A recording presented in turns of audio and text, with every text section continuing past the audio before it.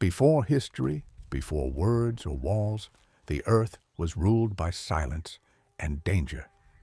The wind howled across endless plains where monsters walked. Mountains spat fire, and every shadow could kill. Yet from this chaos rose fragile beings, our ancestors, armed with nothing but fear, instinct, and fire. Each day was a battle, each breath a victory. Through blood and struggle, they would learn not just to survive, but to become human. Chapter 1. A hostile earth. The prehistoric world was merciless. Scorching heat by day, freezing darkness by night.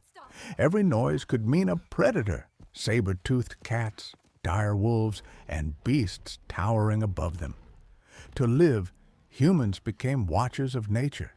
They read the earth like a story. Broken twigs, fleeing birds, the smell of rain. From prey, they became planners, creatures of thought and patience. Chapter 2. The hunt, hunger, forced them to act. Armed with sharpened stones and courage, they faced creatures far stronger than themselves. Hunts were brutal symphonies of screams, dust, and blood.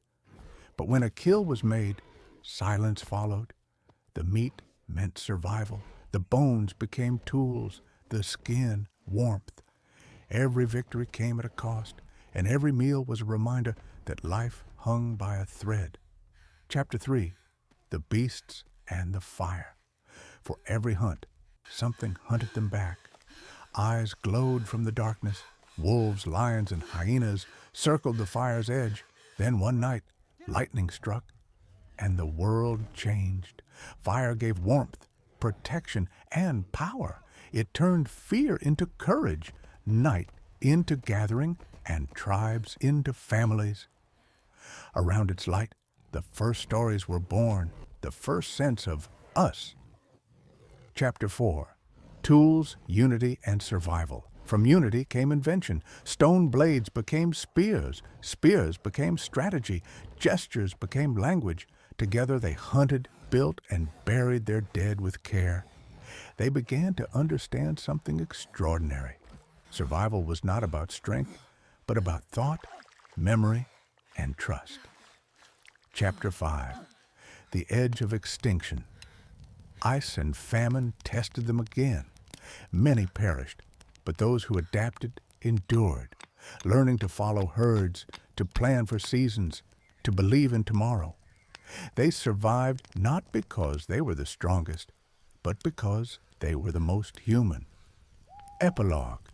The legacy from cave fires to city lights. Our story began here among shadows, storms, and survival. We carry their instincts, their fears, their fire. They didn't know they were building the future, but every step, every spark, every heartbeat carried us forward. We are the children of their struggle, born of fear, shaped by fire, and defined by our will to survive.